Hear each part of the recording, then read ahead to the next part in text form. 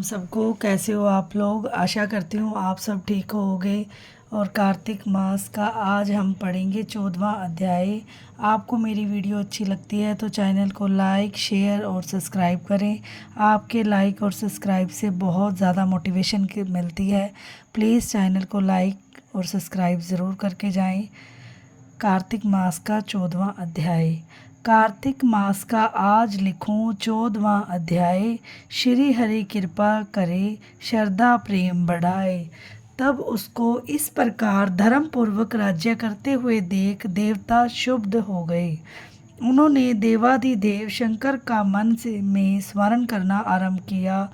तब भक्तों की कामना पूर्ण करने वाले शंकर ने नारद जी को बुलाकर देव कार्य की इच्छा से उनको वहां भेजा। शंभु भक्त नारद शिव की आज्ञा से देवपुरी में गए।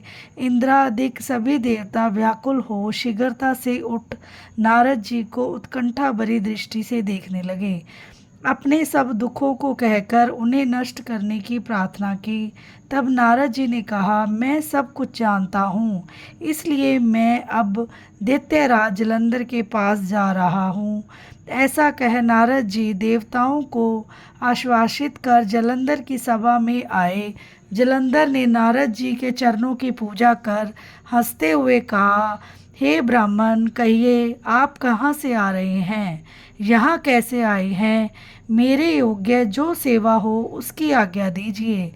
नारद जी प्रसन्न होकर बोले, हे महाबुद्धिमान जलंधर, तुम धन्य हो। मैं स्वेच्छा से कैलाश पर्वत पर गया था, जहाँ 10,000 योजनों में कल्प वृक्ष का वन है।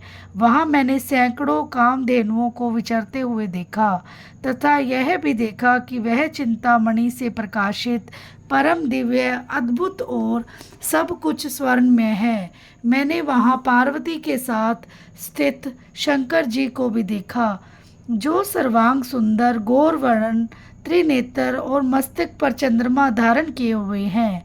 उन्हें देखकर मुझे बड़ा आश्चर्य हुआ कि इनके समान समृद्धिशाली त्रिलोकी में कोई नहीं है या है ही नहीं।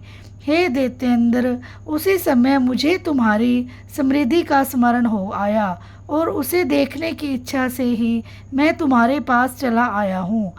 यह सुन जलंधर को बड़ा हर्ष हुआ। उसने नारद जी को अपनी सब समृद्धि दिखला दी।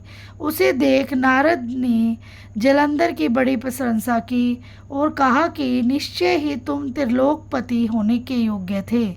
ब्रह्मा जी का हंस युक्त विमान तुम ले आए हो और भूलोक पाताल लोक और पृथ्वी पर जितने भी रत्नादिक हैं सब तुम्हारे ही तो हैं। ऐरावत उच्चेश्वरा घोड़ा कल्प वृक्ष और कुबेर की निधि भी तुम्हारे पास है। मणियों और रत्नों के ढेर भी तुम्हारे पास लगे हुए हैं। इससे मैं बड़ा प्रसन्न हूँ। परंतु तुम्हारे पास कोई स्त्री रत्न नहीं है। उसके बिना तुम्हारा यह सब कुछ फीका है।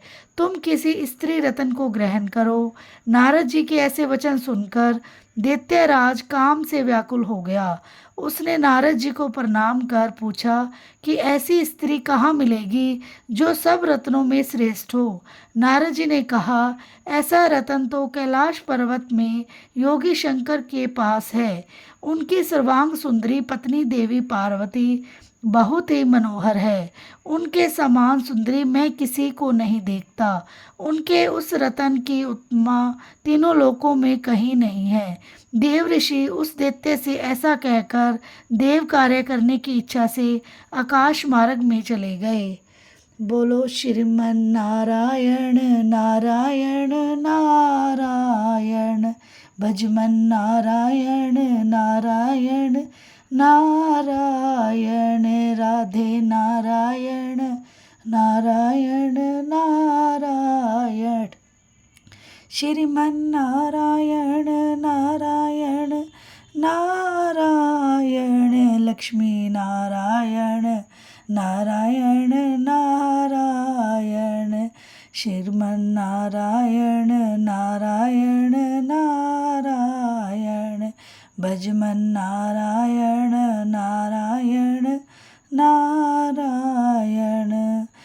आशा करती हूँ आपको मेरा अध्याय पसंद आया होगा और मुझसे कोई गलती हो गई हो तो मुझे क्षमा करना और वीडियो को लाइक और चैनल को सब्सक्राइब ज़रूर करके जाना जो भी चैनल पर नई है। धन्यवाद। राधे राधे।